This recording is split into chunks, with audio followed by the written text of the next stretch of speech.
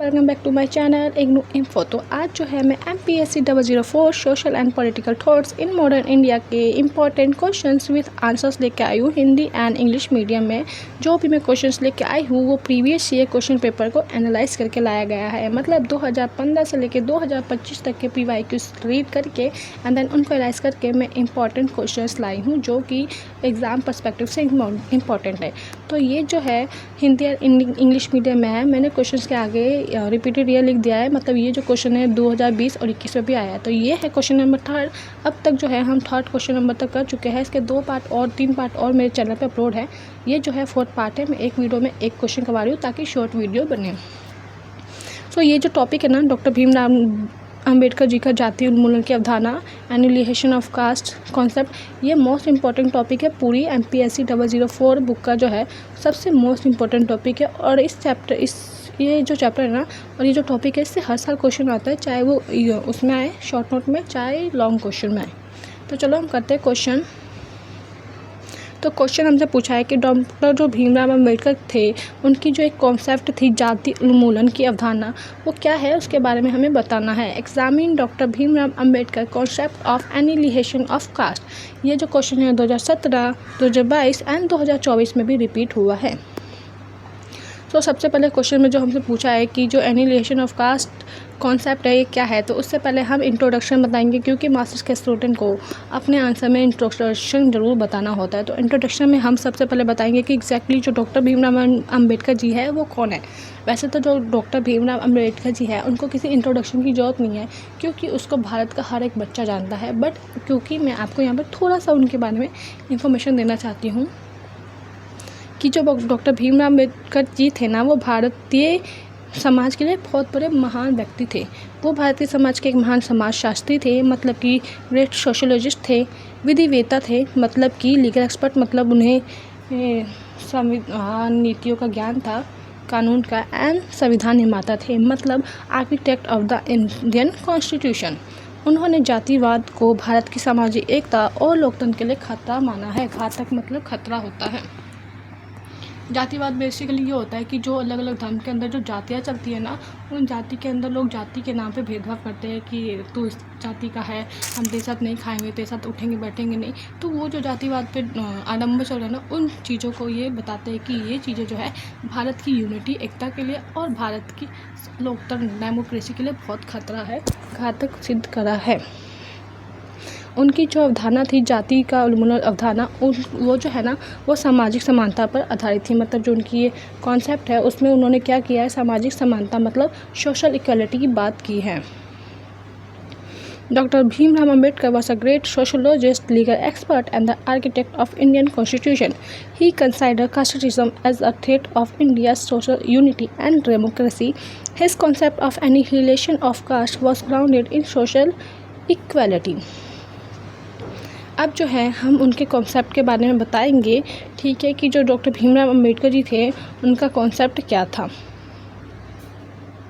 So basically जो जाति का उन्मूलन होता है, उन्मूलन का मतलब होता है किसी चीज़ को समाप्त करना। तो जाति को कैसे समाप्त करना है, जातिवाद को, तो उससे पहले वो ये बताते हैं कि जाति का निर्माण कैसे हुआ, कैसे ब्राह्मणवादी व्यवस्था जन्मी, ओरिजिन ऑफ कास्ट ब्राह्मिकल ऑर्डर। तो जो हमारे सबसे पुराना ऋग्वेद है ग्रंथ, उसके अंदर ही जो है हमारे समाज को वर्गों में बांटा गया है कि हमारा समाज जो है 4 वर्णों में बटा हुआ है, ब्राह्मण, क्षत्रिय, वैश्य, शूद्र, ठीक है। और उनके अकॉर्डिंग जो है सभी वर्णों के कार्य ऑलरेडी निर्धारित थे कि किन वर्णों को क्या कार्य करना है। पहले ये वर्ण के कार्य निर्धारित नहीं थे, कार्य जन्म आधारित नहीं कर्म आधारित होते थे, लेकिन बाद में जो है ये जन्म आधारित बन गया।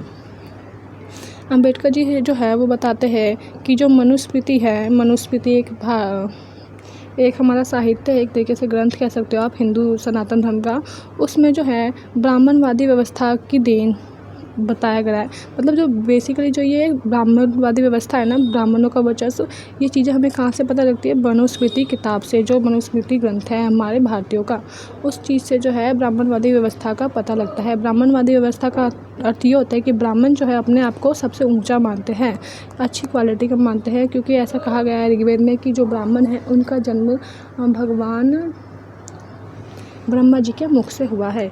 तो उसके बिहाफ पे जो है ब्राह्मण अपने आप को सर्वश्रेष्ठ मानते हैं और जो सामाजिक श्रेणियों को जन्मजात मानती है। और जो ये मनुस्मृति हैं उन्होंने ही ये सामाजिक श्रेणियाँ मतलब जो क्लास वगैरह डिफाइन, क्लास अलग अलग है, जाति अलग अलग डिफाइन है, श्रेणियों में बटा हुआ है, ये जो है मनुस्मृति की देन है। इस चीज़ से जो है जाति का निर्माण हुआ है। जातियाँ कहाँ से पता लगी है? मनुस्मृति के ग्रंथ से पता लगी है, जहाँ पे ब्राह्मण के और सभी वर्णों के कार्य निश्चित हैं। According to Ambedkar, the caste system originated from Manusmriti and brahmical traditions which treated social hierarchy as a hereditary। अब जो है वो बताते हैं कि कैसे, वैसे ये हमारी एक मनुस्मृति जो है ये ग्रंथ है उसकी वे कैसे आलोचना करते हैं धार्मिक तौर पे, हम वो बताएंगे। जो अम्बेडकर जी है वो बताते हैं कि जो धर्म के नाम पे, जातिवाद के नाम पे जो लोगों का शोषण हो रहा है वो गलत है।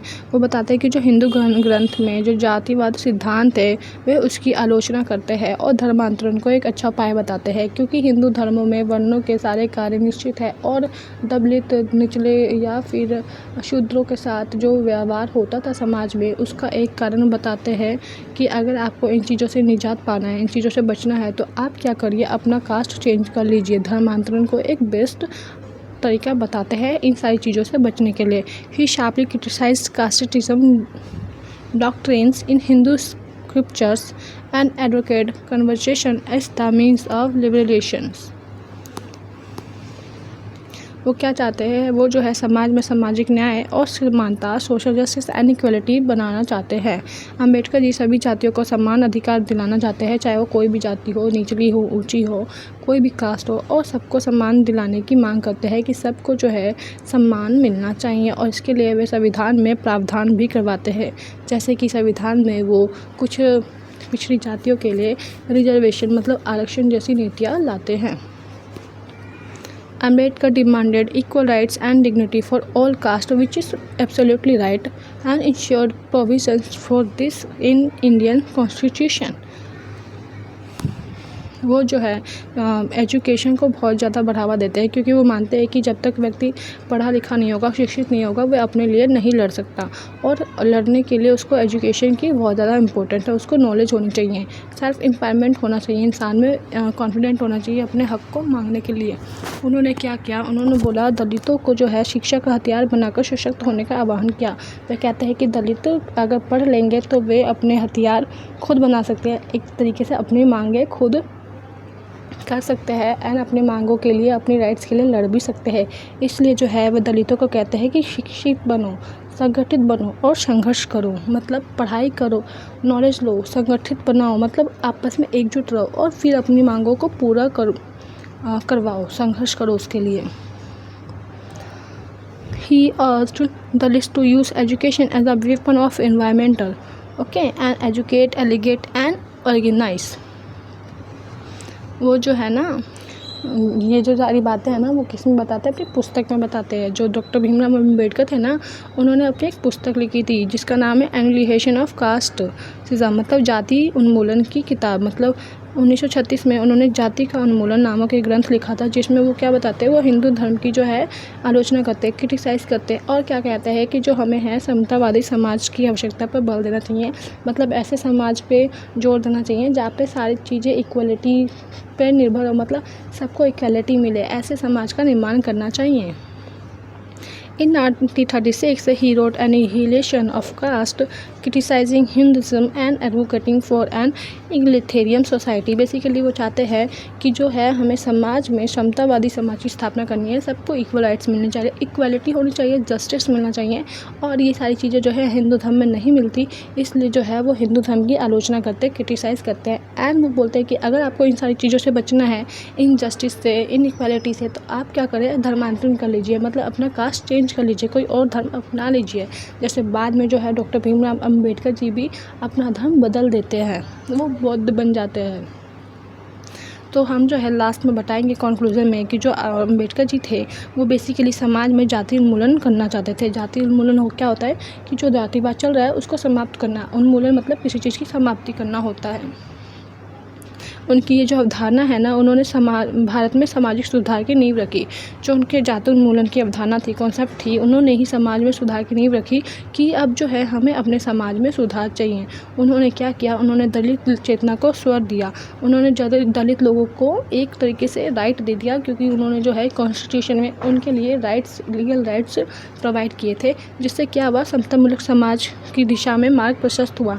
मतलब इक्वल वाले सोसाइटी की ये जो है, हमें जिस इक्वल राइट सोसाइटी की डिमांड की है, उसके लिए जो है रास्ता खोल दिया कि इन्होंने, अम्बेडकर जी ने। बेसिकली अम्बेडकर जी जो है ना, वो समाज में ऐसा समाज चाहते थे जहाँ पे सबको इक्वालिटी मिले, चाहे वो कोई भी कास्ट का हो, कास्टिज्म ना हो। ऐसा ना हो कि धर्म के आधार पे आपको राइट्स मिल रहे हैं या फिर आपके साथ अन्याय हो रहा है। वो इनजस्टिस नहीं चाहते थे, सबके साथ जस्टिस हो, इक्वालिटी मिले, एजुकेशन मिले। एजुकेशन को वो मोस्ट इम्पोर्टेंट वेपन मानते थे, मतलब हथियार मानते थे, क्योंकि हथियार, ये एजुकेशन एक ऐसा हथियार है जिसके बल पर व्यक्ति अपना विकास कर सकता है और अपनी मांग को आगे रखने के लिए वो हमें सशक्तिकरण पर बल देने के लिए बोलते हैं। Ambedkar concept of caste annihilation laid the foundation for social reform in India. He gave voice to Dalit consciousness and paved the ways of egalitarian society. तो ये जो है, ये था क्वेश्चन नंबर 4। एंड जो क्वेश्चन नंबर 3 है वो स्वामी विवेकानंद से रिलेटेड है। तो मैंने जो है इसके 3rd पार्ट अपलोड कर दिए और ये जो था, ये था 4th पार्ट। तो अगर आप लोगों को इसकी वीडियो अच्छी लगी हो तो आप मेरे चैनल को सब्सक्राइब करिए एंड कमेंट में ज़रूर बताइएगा कि मेरी वीडियो कैसी लगी, ताकि मैं ऐसी और वीडियोस आगे लाती रहूँ। एंड एक अप्रिशिएशन मैसेज ज़रूर करें ताकि हमें भी थोड़ा सा अप्रिशिएशन मिले। Thank you so much.